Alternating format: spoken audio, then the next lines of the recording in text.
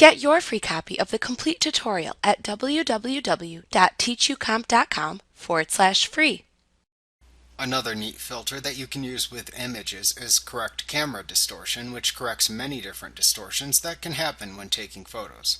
For example, taking a picture of a skyscraper in a large city while on the ground gives you a distorted view of the building. You can correct this by choosing Filter Correct Camera Distortion from the menu bar.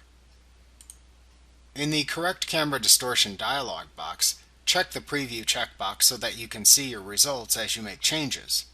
The Show Grid checkbox at the bottom of the window lets you display or hide the grid lines.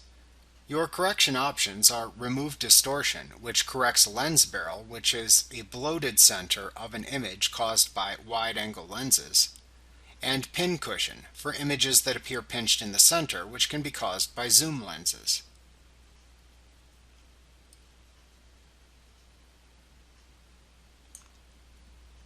Under Vignette, the Amount slider adjusts lightening or darkening around the edges of photos caused by poor lens shading.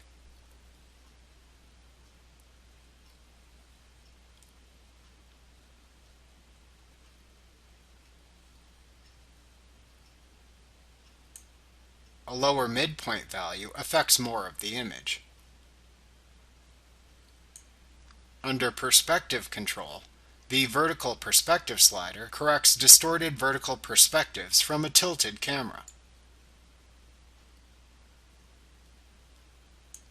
The Horizontal Perspective slider corrects distorted horizontal perspectives from a tilted camera.